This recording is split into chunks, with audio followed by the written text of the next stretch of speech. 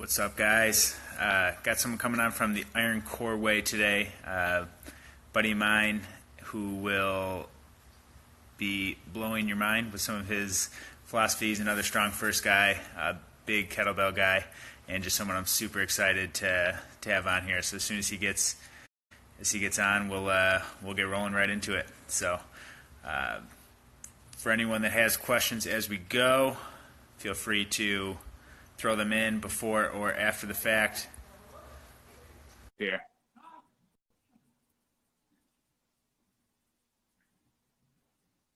Hey. Hi, Dave.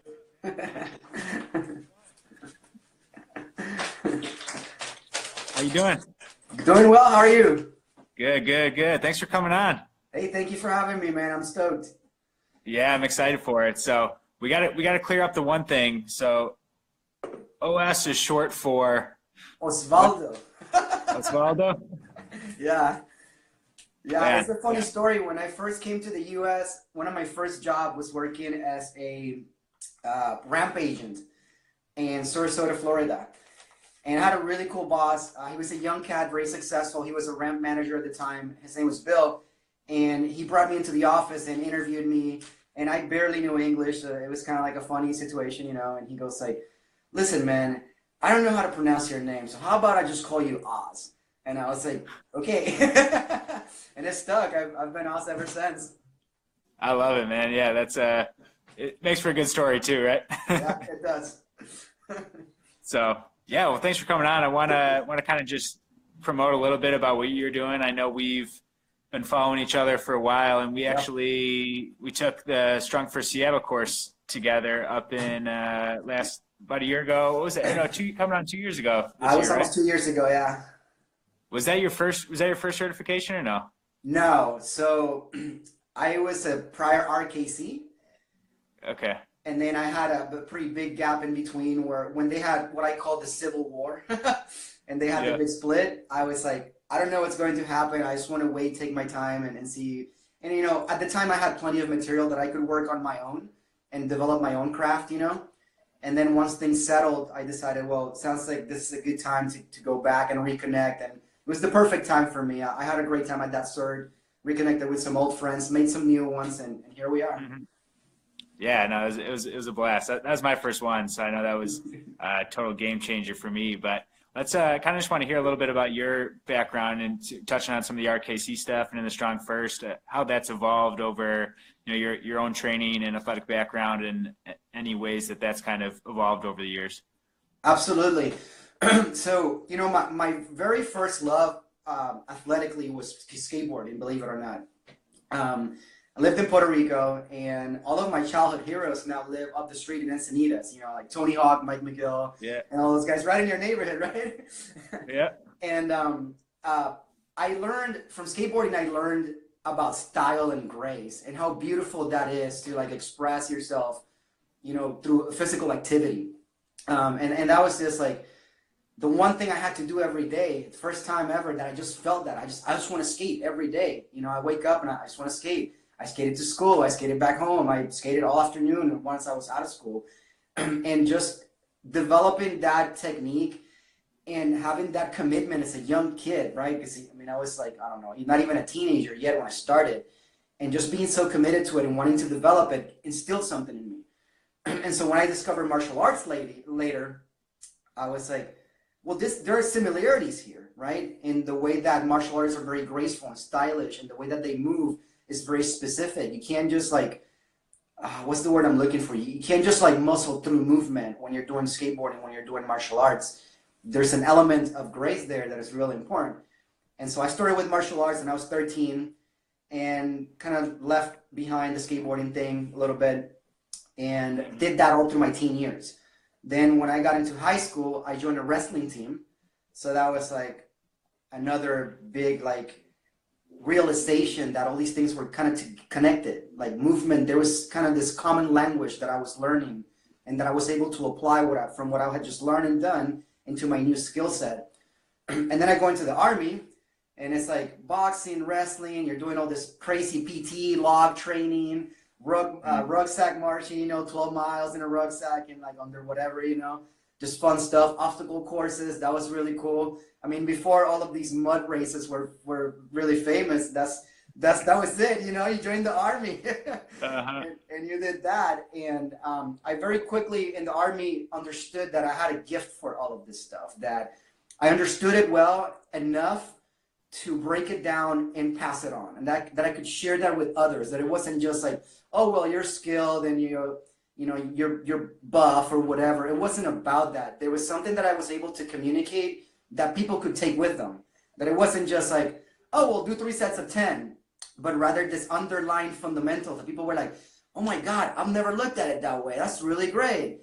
And so I started to see that I had that gift, to share that with people.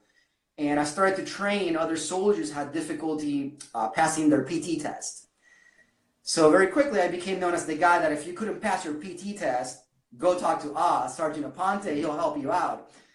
And I just kept doing that throughout my whole time in the military. Everywhere I went, it was like, you're running PT. You're running PT. Towards the end of it, when I was at Bragg, I was doing PT for my whole unit. So that's basically program designing for 180 soldiers, it was really cool, and I took a different approach. I didn't just go like, all right, guys, we're running 3 miles on Monday, or we do push-ups and sit-ups. I was like, you over there, what you need is some body weight training. You over here, you need weight training, and so on and so forth. And I was just kind of like dictating different modalities and programs for different people. And that in the Army was not very common at the time. So this was like, I got out in 2004, so it was around that time, towards the end of my time in the military.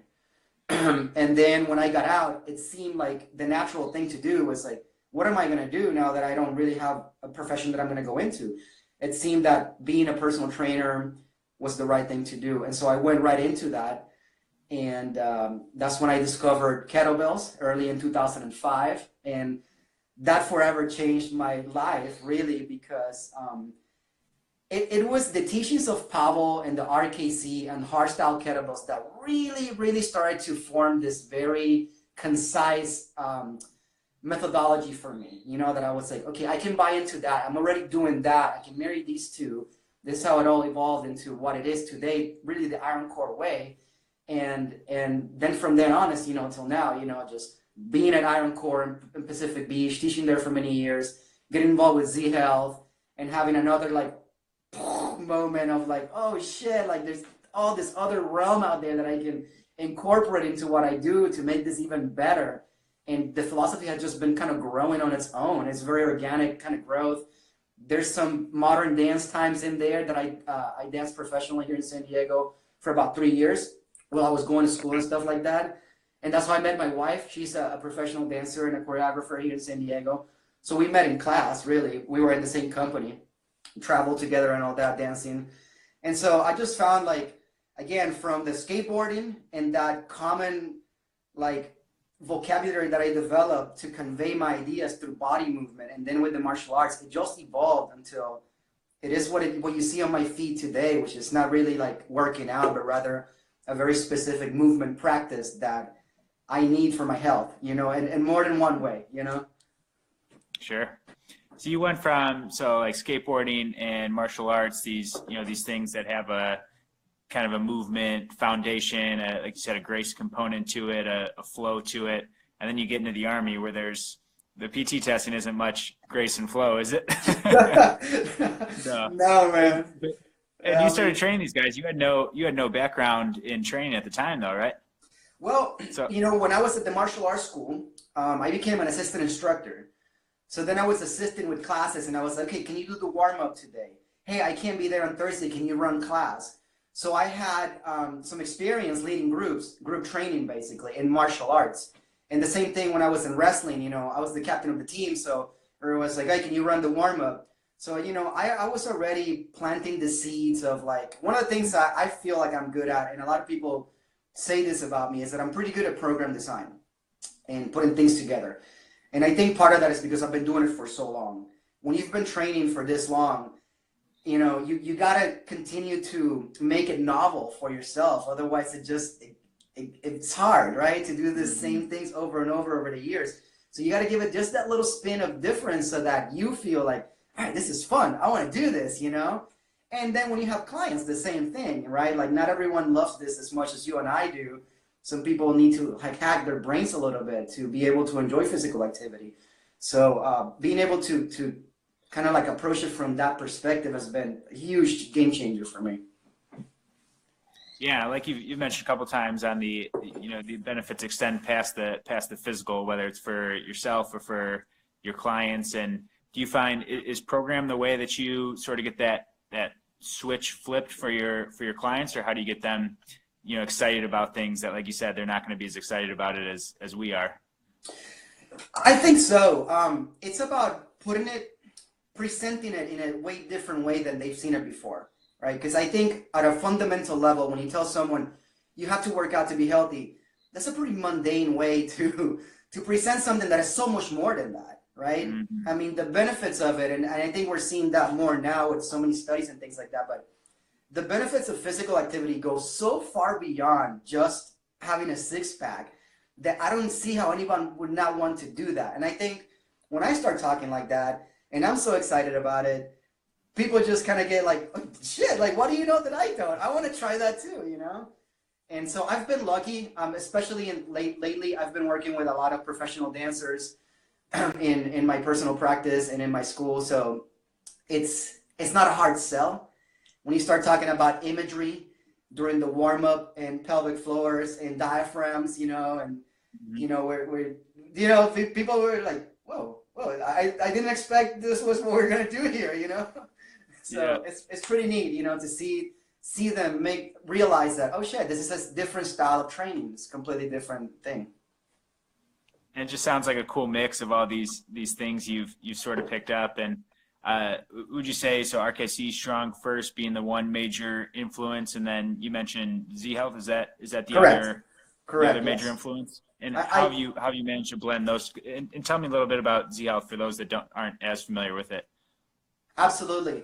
So I was first introduced to Z Health in 2008, I want to say, while I was a head trainer at Iron Core in Pacific Beach, our biggest location at the time. And we had this guy, his name was Lou McGovern. He was a master trainer with Z Health. And he was about the same age as me, had been in the military. He was an ex-Marine. So we both had that kind of like connect, And he was just a total badass, man. And I was like, dude, like, I want to train with you, like, can we sling some bells together sometime? Like, just very politely, very like innocuous. And he was like, absolutely, let's do it. So he was really a matter-of-fact guy, East Coast guy. So we go and, we have a little session. We're just kind of jamming, doing some stuff. And he goes, hey, why don't you try this? And so he had me try a Nerve Glide on my right arm. I think it was maybe the musculocutaneous or I don't know, one of those. And I go to do the press after that, and it was like so effortless. And I was like, what did you do? So at that point, I knew that I had to learn. And he started telling me, of course, didn't really answer your question, what is Z Health? That's a loaded question. But to me, Z Health is a way to look at training and movement through a neurological lens in order to enhance performance and in some cases reduce pain. I say that as a qualifier because I don't really consider myself a specialist with the pain side. I am more of a performance-driven guy when it comes to the Z Health stuff. That's what I get my jollies at. That's what I want to do. That's what I want to learn. Now, I understand that there's an intrinsic part of it. Some people will come to me with pain. Sometimes I'm in pain, yep. And I need to be able to address that. And, the lucky thing for me is that they're not too far apart, I feel. Like reducing pain has a lot to do with improving performance anyways, at least through my lens. So, if I can make someone move better, we're not talking about how to run the 100 meters in 9 seconds or anything like that. We're talking about, can you lift your arm a little bit smoother, with maybe a little more grace or whatever.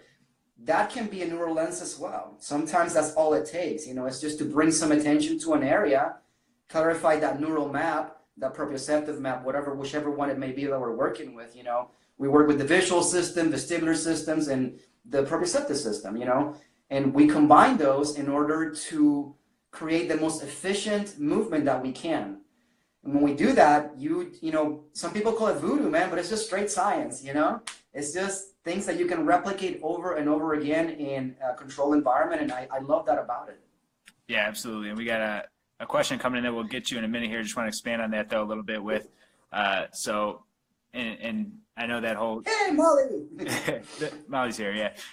But buddies of yours popping in and friends of yours. I love combining the communities. But what you're saying is so cool though with blending some of these things. If it's not just physical, it's not just neurological. It's this whole just blend of our systems, and we can't just address any single one of them. But people come to see me all the time with pain because that's what people see a PT for traditionally. But I don't think claiming that someone works with pain or doesn't work with pain, it's such a complex thing that I know there's some that devote a lot of time and research to understanding it and to explaining it. But like you said, you don't have to be a complete expert into it to get people moving well, to get things working right. And a lot of times pain just happens to clear up in a lot of those cases too. And it's not going to address everything, but you don't have to be an expert to get someone moving well, to focus on performance, where we should be focusing anyways, enabling patients on what they can do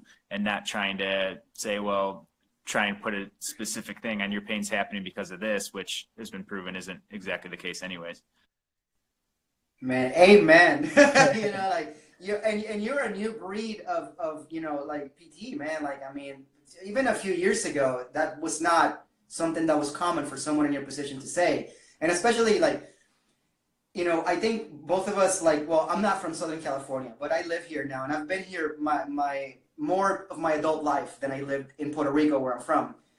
And we got to be careful because, we can be looked at as like being like almost like too hippie, tree huggers, with the whole Sure. holistic training thing, and Yeah. can get thrown under the bus really easy. But it's what I experience every day, not just me, but with my clients as well, And I just really seen this shift, exactly what you just described, and it's great. I love it. I love that, more people in your position and with your level of education are taking that approach, because I think it's a really healthy one and proven. I mean, it just yield results, and we can't go against that, right? If people are feeling better and moving better, that's what we're here for in a lot of ways.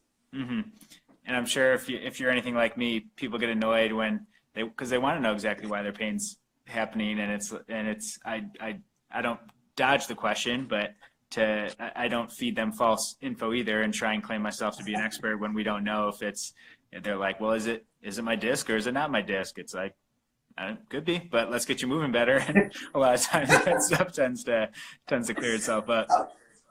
Absolutely. Yeah. Like, there's also like an integrity element there, at least for me. Like, you're a PT, you can actually tell someone like, hey, I think it's because of your disc or whatever. But essentially, I really can't do that. I shouldn't do that as a trainer. And I know there's a lot of trainers out there that go that route, and I'm not thrilled about that, Like, I think that's, one of the things that needs to be kind of like reeled in our industry, because we don't have the level of education that you have, or, there's other professionals out there that deal with that, and they put a lot of hours and effort into developing their skill, and we need to respect that. And I do, so part of that is like, I've worked very closely with a PT. His name is Daniel Cordero, and he's the owner and founder of Functional Rehab. And we're here, working together. We teach a lot of the workshops together and stuff like that. We come from a similar lineage with the RKC and all that stuff. Very similar background. And, I want him to know that as a coworker and a fellow practitioner, like, I respect that he has this knowledge and has the education that I don't. And sometimes I don't see that, and that can be problematic for me. I'm like, well, you're not really qualified to make these calls, so you need to just kind of like, just tone it down a little bit, Sure. So it's nice when people, understand that as well, like that we're just not qualified to do that. Yeah, and it's not just about qualification either, too, but what's going to best serve the person you're working with. If someone comes to a PT and they want to improve on their kettlebell skills, but they don't have any specific training in it to say, oh yeah, I can do that because I know just enough to get by with it isn't doing the person justice either. And knowing when there might be a better, referral or someone to work closely with, like that relationship you have, it can work on the other end too. Absolutely. So apparently it's a two-way street, right? Yeah, absolutely. So and and it reinforces our ability to collaborate as well, Yep. because a lot of times this can be a very competitive industry, but the way that I look at it is like it shouldn't be, because I just have to step outside to the front street right here and look around, and I can see probably a ton of people that can use both of our helps. Yep. So so we don't really need to fight for clients when there's so many people that need help, Yeah, and knowing that we can help them better if we bring in people with complementing skill sets that can help get them to their goal quicker. That's something we owe the person we're working with to help as well. Absolutely, I 100% agree with that, brother. Yeah. So Beke had a question of someone weighs around 100 kilograms. He does excessive cardio and wants to cut. How to best give him the advice? 100 kilograms and wants to cut. Let me see here. Doing a lot of cardio. Any advice you have? Is it showing over here? Yeah, if you scroll on. Oh, I see right there. Okay. Exercise cardio, he wants to cut. Well, the main thing anytime you want to create a body composition change, and you probably agree with this, it's the diet. Yep. If you eat really well and do no exercise, you'll probably improve your situation. If you eat really well and exercise, then you'll really improve your situation. There's no doubt about that.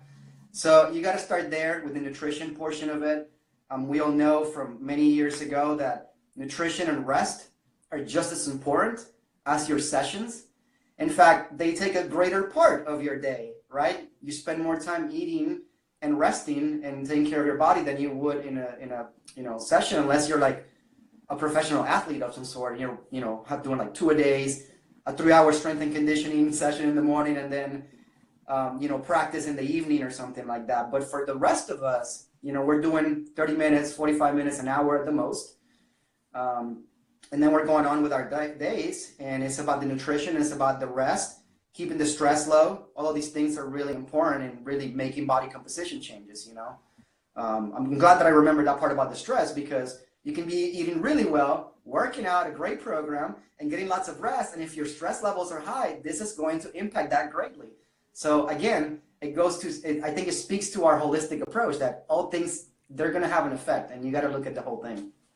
Yeah, 100%. That's stress was another thing that popped in my head when you started talking. I mean, nutrition and sleep were the first ones, but stress is something that more and more and that's probably the area that I struggle the most with. Is it's like, okay, I can prioritize nutrition, I can get workouts in and get my training in, but, and even sleep. I know the importance of it, and I know when I don't feel good. But stress is one of those just overhanging things that takes up so much. It's just this cloud that can hang over us, and if we're not proactively addressing it, then that's something that I struggle with addressing. Is that something you see with the clients you work with, or with yourself for that matter? Absolutely. So yes, I have a very intimate relationship with stress, because I took a bit of a detour in between 2011 or 2012 and 2017, I want to say. So during that time, I wasn't a full-time trainer. I had a small group of women that I train. They're affectionately called the Herman Street Fitness Club. One of those women is my wife, and 2 other professional dancers. One of them who's here, I think, Molly. And so I was program designing for them and helping them out with their stuff, and devoting a lot of time to my personal practice. The reason this had to happen was because I went to school to be an accountant, not a trainer or anything related to physical fitness. And that world is just imbued with stress left and right. Long hours, sedentary profession, crazy deadlines, unreasonable deadlines. So I spent about 6.5 years in that field, working 16-hour days, sitting for most of the day. and just being told to do these ridiculous deadlines that were just like, oh my God, how do people do this? It was important for me to do that because as a trainer, I understood early on that if I was going to be successful, I needed to know the business side of things. It wasn't just going to be like, oh, I like working out, you know.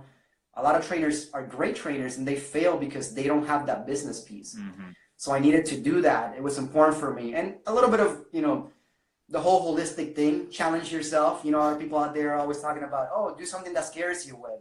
Trust me, going for an accounting degree was really scary for me because that's not really like my forte. That's not really what I feel comfortable with. But I did it, and I think it was really good for my soul, you know, to just show myself that I could do something that was completely outside of my realm, and to go do it as a profession for quite a few years. So the upside to that, there's two, I think. One, doing my books and doing my budgets and doing my forecast is like super easy. And when I talk to this business people, you know, and trying to get funding and stuff for different projects, you know, they can't talk to me like I don't know what I'm talking about, right? Because I have that background. Sure. The second part, and I think the real important part, is that when I have clients, like right now I'm working with a CPA who works, you know, in a very stressful position, and she has a crazy schedule.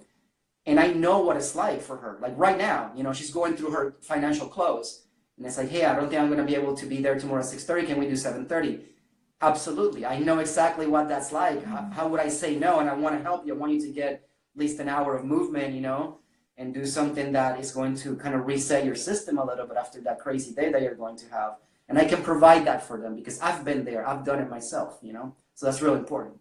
Yeah, I think that's great. And Zach, I'll get to your question here in a minute. I like Zach's question here, but just want to wrap up this thought on, so sometimes when you're dealing with other stress, and I know the question mentioned doing excessive cardio, sometimes doing excessive training can actually, you know, be a negative stress on the body if there's too much other stresses going on. And that's where we get into some of that stress stuff. If you're working, you know, 16-hour days and sitting, squeezing in a workout, and depending on what that workout looks like you said, maybe an hour of movement is going to be much more beneficial than trying to, you know, crush yourself and then add more negative stress and affect the recovery in that sense too. So knowing both whether you're training on your own or with another client, knowing what else is going on in their life can, you know, impact what the session should look like big time. Absolutely. And, you know, and I think if you're a layperson, you're not, you know, familiar with variety of modalities that you can do, you know, like some people think of working out just as lifting weights, right? So if that's their idea of getting some movement in, you know, I think it will be detrimental, like you were mentioning. But, you know, if you know some form of like passive meditation, movement meditation, like Tai Chi, or, you know, you perhaps you practice yoga, something really mild, you know, something that's focused on the breath and some really mild movement, that can potentially help. And not always, right? I mean, you can potentially have a crazy day that just calls for you sitting down and having a drink, you know, like maybe that's the healthiest thing you can do at the end of a long day, like that it's just brutal. And I think that goes into that whole balancing and just being okay with the long-term goal. Because when we're focused on, I want to get a six-pack next week, everything is do or die right now. But when your focus is to extend these goals for the rest of your life, right? And to grow old healthy, then it doesn't matter if you miss a couple workouts. Keeping a balance is far more important. And so there's that mindset shift that we have to like almost be educators as well to try to like get people to buy into, because there's too much of this like no pain, no gain mentality, and it really breaks people down, unfortunately. Yeah, no, I love that. Even a subtle shift in vocab as coaches and in my own training, switching from, you know, oh, I'm going to work out today to I'm going to train today. You know, training and practice are different terms than working out, because sometimes you start to work out and your body quickly says, hey, this isn't what I need today. And it's okay to say, okay, maybe my best long-term goal is to, you know, sub in this instead or replace this is something that takes awareness and putting ego aside, but can be a big positive shift.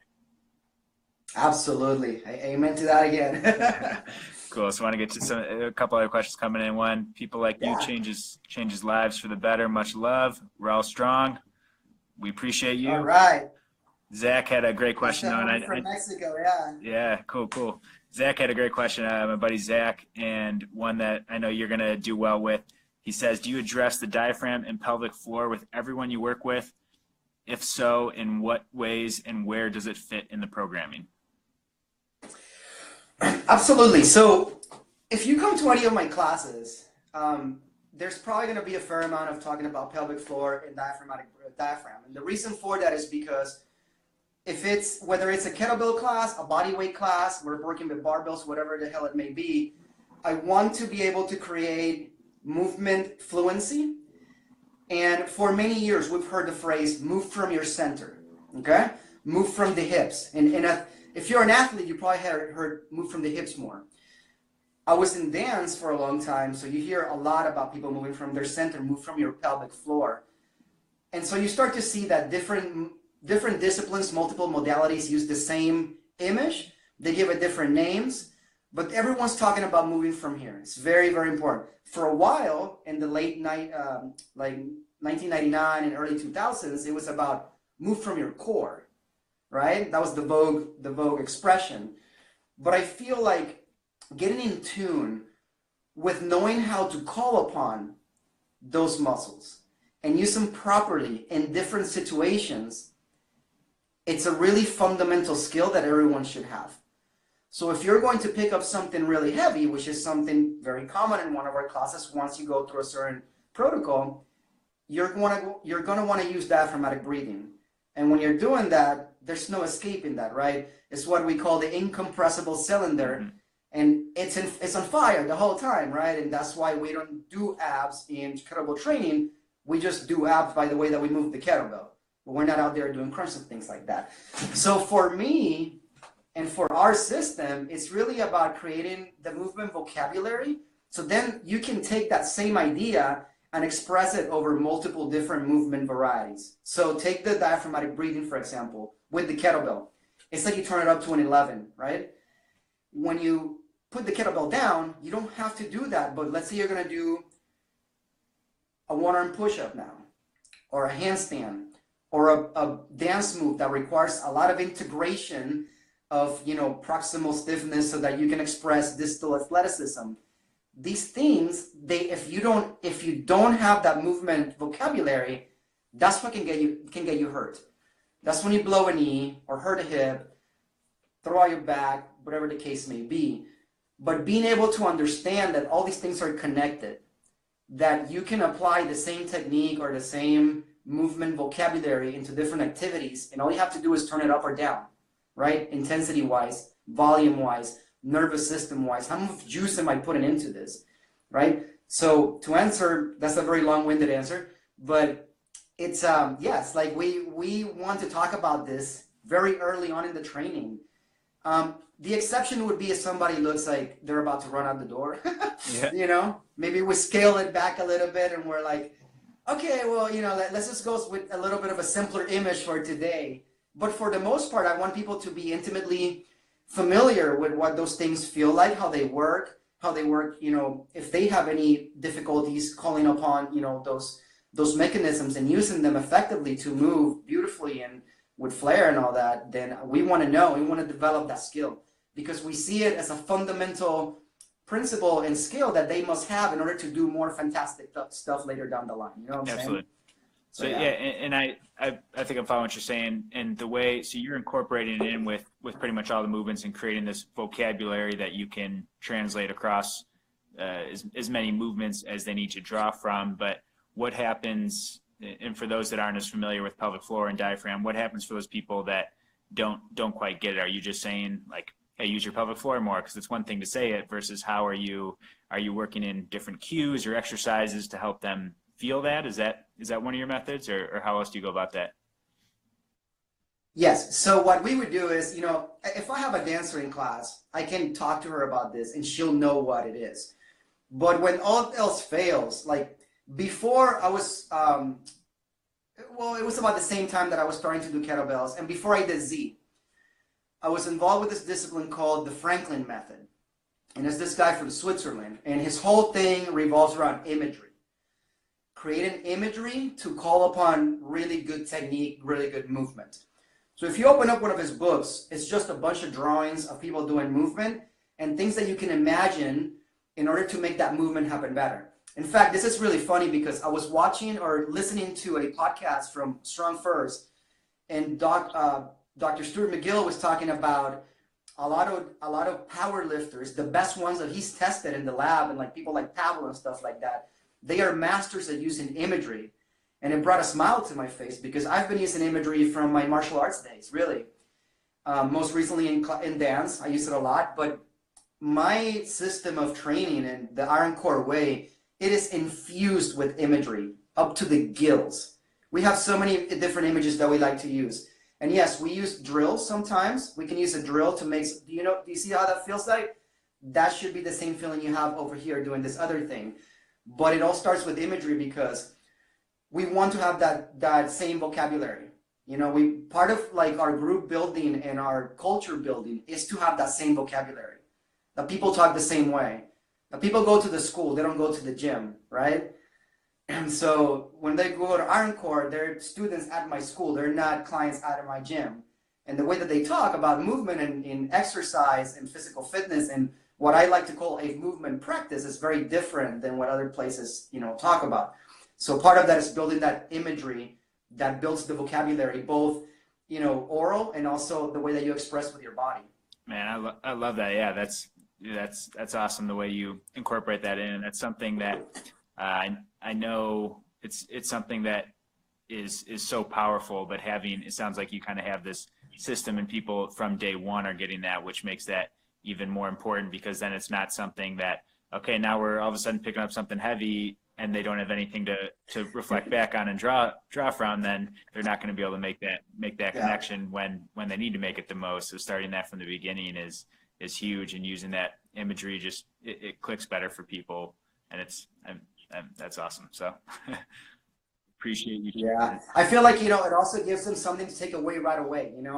One of the things that we take pride with our system is like if you come to our school and you spend a week there, you will have value for the rest of your life for spending that week with us. Like it's not like you have to be here in order to get the benefit of what we do. If you're here and you pay attention, you can leave whenever you want and you will have something of value that you can apply for the rest of your life. Just like when we go to the workshops, right?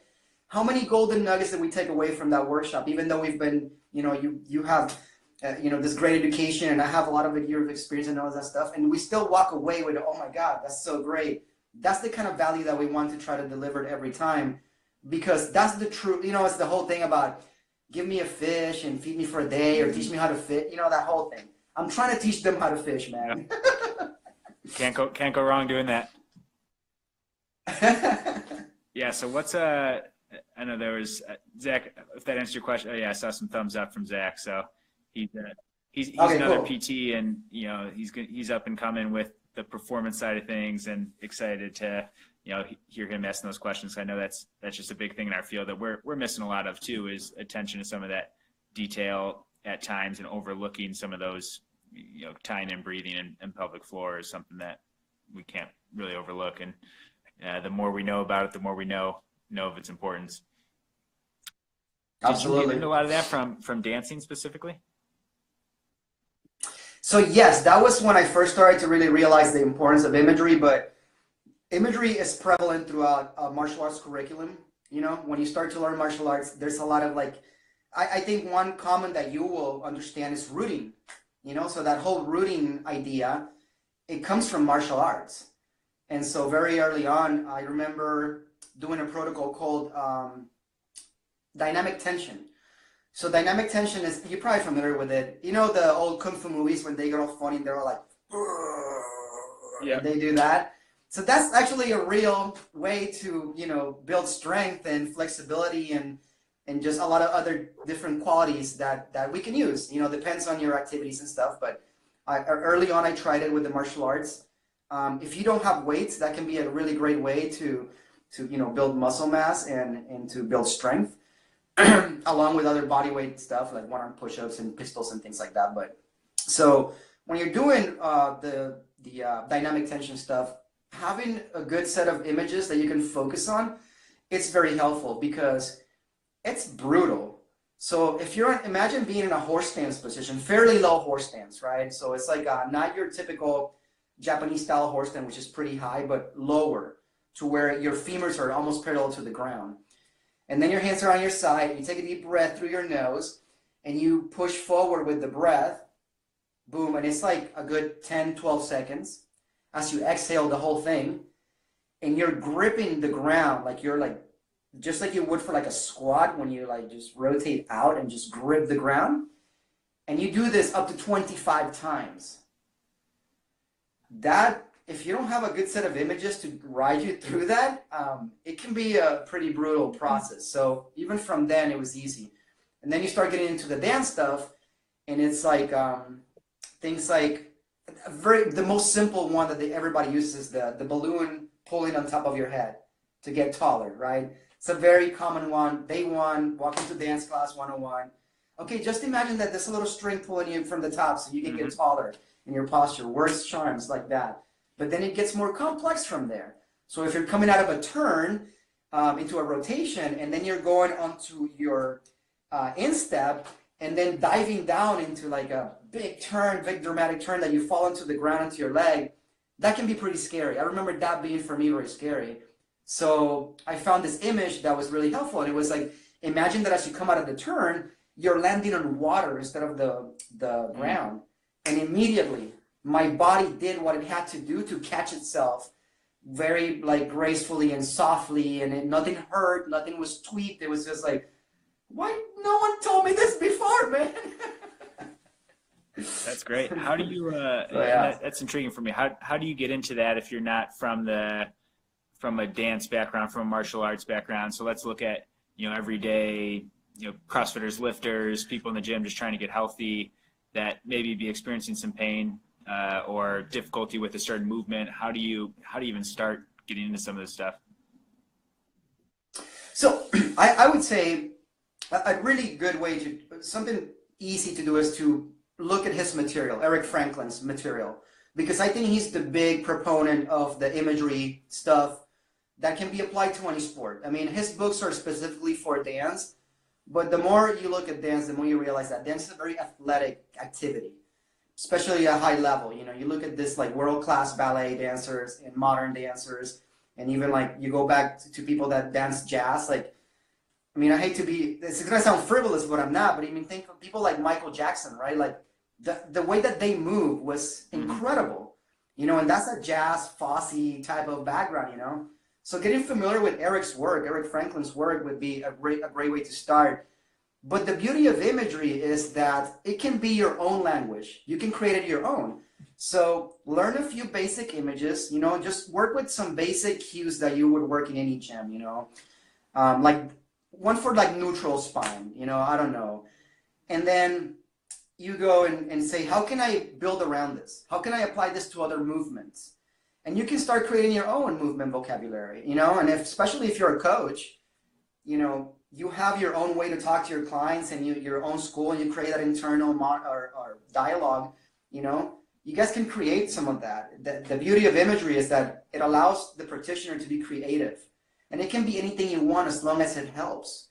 And the way to build that, in the beginning, if you don't have that skill, is to just look at a few basic ones and then see if you can add a little bit to that. And then over time, you will start to just kind of come up with your own stuff. But at a basic level, I would say that looking at his work is a really easy way to be inspired like that. Like the first time I looked at it, I was just like, oh, wow, oh, shit. Like it was just light bulbs everywhere.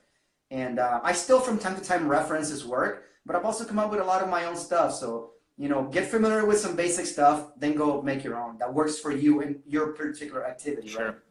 Because I do see a lot of people that come in that are in the, primarily lifting background that have a hard time getting out of these rigid shapes and rigid, they're trying to fit into this mold that is very, I guess, very, very concrete. It doesn't have the creative side of it at least on the surface, it doesn't. And that can create some problems though, when they're always in this, only certain areas are tense and they're not getting, they're not getting that creative flow of movement in other areas. And yes, under a heavy squat or something, you want certain areas to be very rigid, but you also want to be able to go, in and out of that state of max tension to being able to relax. And when that tension is always staying on, that becomes a problem. Absolutely. Absolutely. I agree 100%.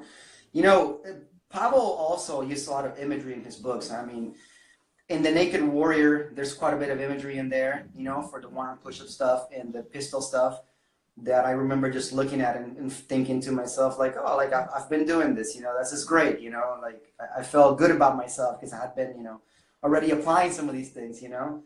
And I think I don't own his book, Relaxing to Stretch, but I heard that it has quite a bit of really good imagery. And whenever I talk about it and I talk about Eric's work, people often reference that book and tell me, oh, you would like that book. He has a lot of stuff in there just like that. So there's some crossover amongst our disciplines, you know, like even though I think I got the bug from the dance side of the house, but Pavel's a big proponent of imagery. And it's one of the reasons why, you know, fly his flag and you know, just kind of like I'm all for that system because it's just a great system. Yeah, and Pavel and just the best teachers in general, I think, use more imagery than they might even be aware of, because that's what clicks for people that don't have the movement awareness. That, you know, there's quick things that are they can immediately associate, like you said, pretend you're landing on water versus on ground can immediately change someone's movement just from that little shift and something like that. Or like you said, pulling yourself tall, even though that's a simple cue, that's something that people can instantly get, versus pull your pelvic floor up and contract your quads and squeeze your glutes and brace your core. They're like, what the heck what are you talking about? I didn't know this was anatomy class, yeah, right? Exactly. So you're training for some, you know, I always see you doing some crazy stuff on there, stuff that I wish that I could do, but your one arm, one leg push up, and I mean, all your other kettlebell stuff is always inspiring. But are you training for anything else specifically right now, goals wise, from a physical standpoint, or just refining those skills? No, you know, it's just that's the normal movement practice. So about what's it? In May, it will be 1 year since I flew over a truck off my motorcycle and landed on my back. So that was May 6th of 2018. And I had knee surgery in January. So I was still doing my PT for that. And yeah, it was brutal, dude. Like, it was just like shit. Like, I felt immediately a sense of depression and like what's gonna happen, you know, like I'm an older cat, I'm no young spring chicken anymore. Am I gonna bounce back from this? I was afraid. I was straight up scared that things would not get put back together the same way that they were. And so the first thing I did, perhaps not what most people would do, but is I signed up for the level 2 SFG. Awesome. Right after, right? I'm like, okay, I need to have some sort of goal in order to work towards something. So that was in May, and my SFG at level 2 was in December. So I had some time, you know, to gradually build up and just do a reasonable, you know, kind of a program to build up to that. But I did that because I wanted to just have something concrete to shoot for, to try to get to a level that I know I would respect. Because you know how the standards are for us. Like doing 100 snatches with 24 kilos in 5 minutes is no joke for anyone. You know, that's always going to be a challenge. So I got myself ready for that, and I went in and I did it, and you know, I had all the skills and everything. And even then, like, I just felt like it's not all quite there yet, but I think that I would be even further back if I hadn't put that in front of me. So that's something I did that last year. And for this year, I would love to go to the bodyweight course. I don't think I need to train too much for that. You're good. And then there's the barbell course. And for that one, I would need to train a little bit more. I think I can pass the strength test pretty easy. But truth be told, I do not do sumo deadlifts. It's just never been a thing for me. I love conventional. I actually lift pretty stiff-legged. It's like almost like a Romanian in a way.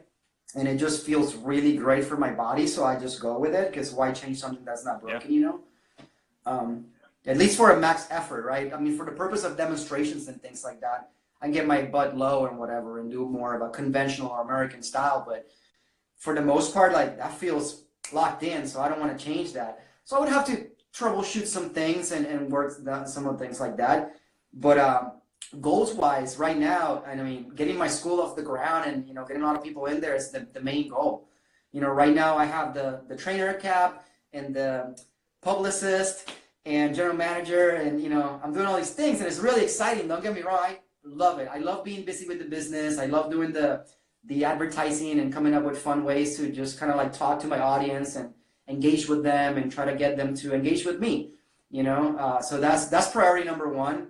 But I think it's a close second. It would be the SFL and the SFB for this coming year, and maybe in 2020, it would be really awesome to do a TSC. Maybe we can do it together. Not ruling it out, yeah. I've had my eye on the SFL too. Something that I'm interested in. Yeah. Okay. So. Well, hell, there's one in Costa Rica in November. We should go to that one. That's not a bad. Yeah, I'm sure my wife would be like, yeah, I think she's going to join for that one too if it's in Costa Rica. Exactly. All of your friends will come. That's a good sell for that. So, yeah, no, that's cool. Keep me posted on that. Yeah, I'm always glancing at their courses. I got to get to see Pavel teach one of these courses too. I know between Strong Endurance and some of these new ones that keep popping up, I've heard nothing but good things. I know. Yeah, man. I would love to attend some of those as well. This is just, at least for me now, building the business and, being pretty much a startup that's not even a year into it. Because Iron Core has been around for a long time, but this particular location and what we're doing now has only been around since October officially.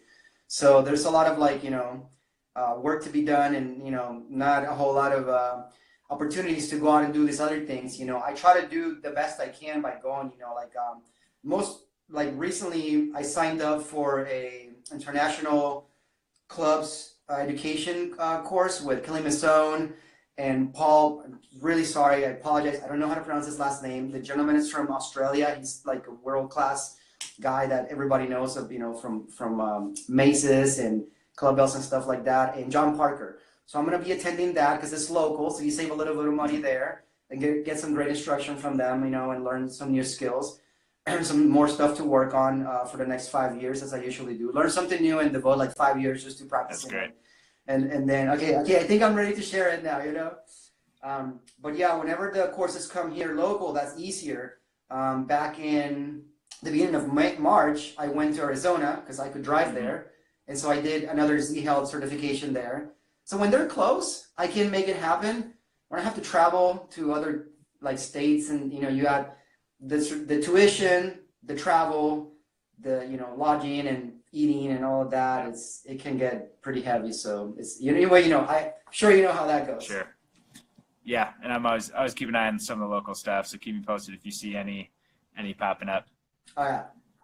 Cool. Sure. I want to start to wrap up here. I want to respect your time. If any last minute questions are filing in, they can go ahead and get that in before we wrap up here. But putting you on the spot here, because I know I sent you a few questions over that I wanted to get to, but I realized they got cut off when I saw it. So is that right? I don't know if they all made it. So, but what's one thing that your followers likely don't know about you? So people that, we live in this world that's so connected on social media, but we often don't get to the real people behind it. So just want to hear something that I probably don't know about you, but that your followers probably don't know either. Well, I think I shared it with you earlier. I think that whole thing about being an accountant, for quite a while, I think it's something that people don't know about me. And I really enjoyed that time because I really have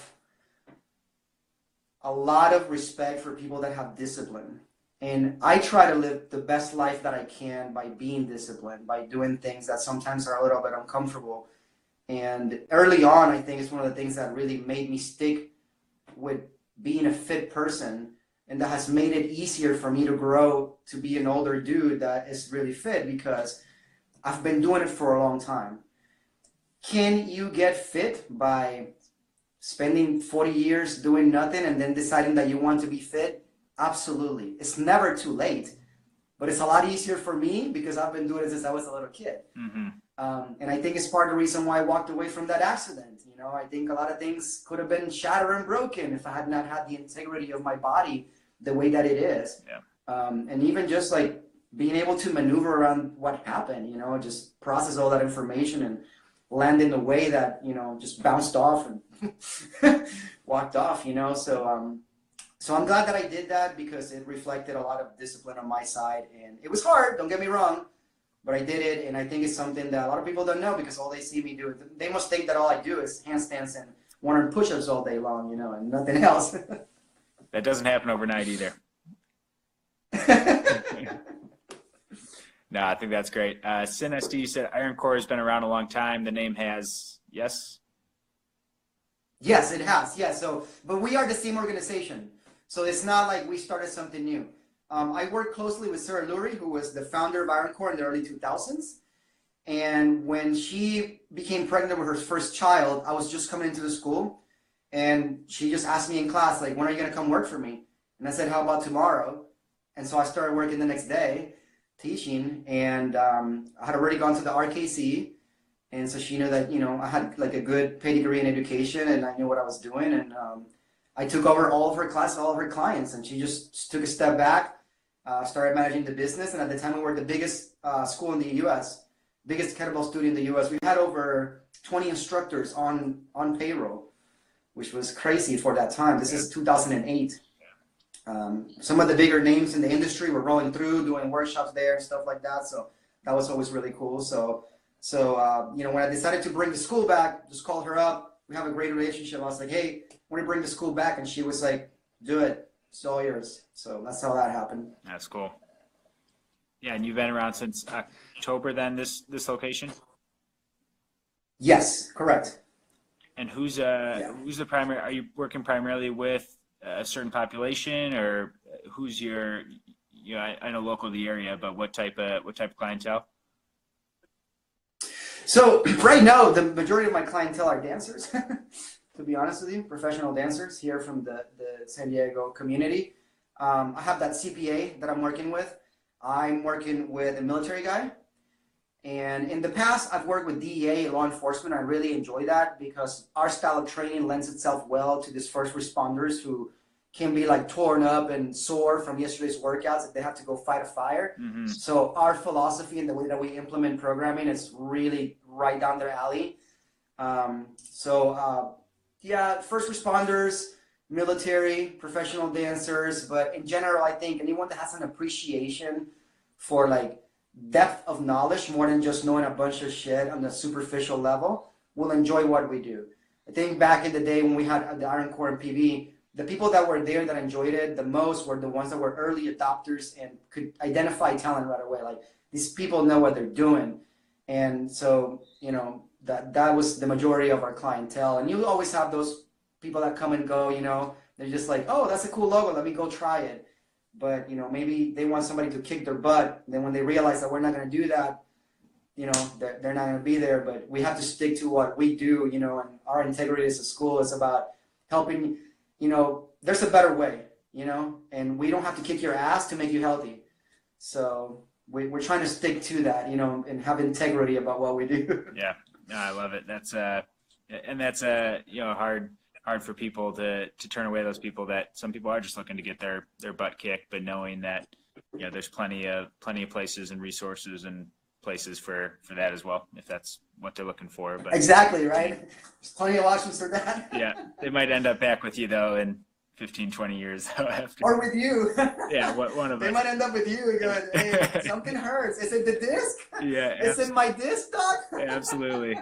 It wouldn't be the first time seeing that one roll through. So, see, the health shop says discipline is God sent, something that's lacking today. I agree. Amen to that. Yeah, me too. Me too. Well, cool. Any last parting thoughts? Otherwise, where can people find you? Yeah, so my Instagram is the Iron Core Way. I also have a YouTube channel that is devoted entirely to Spanish-speaking people because that is an underserved market. So that is also the Iron Core Way. If you search it on YouTube as a channel, it will pop up. So if you have any people that only speak Spanish or people that need some free training, I have over 20 videos on there, all like how-to on how to do that. And then, of course, they can look at my website, which is the Iron Core Way as well. There you can find the free workshops. You can sign up to go and do a free workshop, or just give us a call and tell us what you need, and we'll try to help you out. That's what we're here for, just trying to make people healthier the Iron Core Way. Awesome. I love it, Oz. We says we got 5 seconds left, so perfect timing before Instagram cuts us off. Reach out to anybody.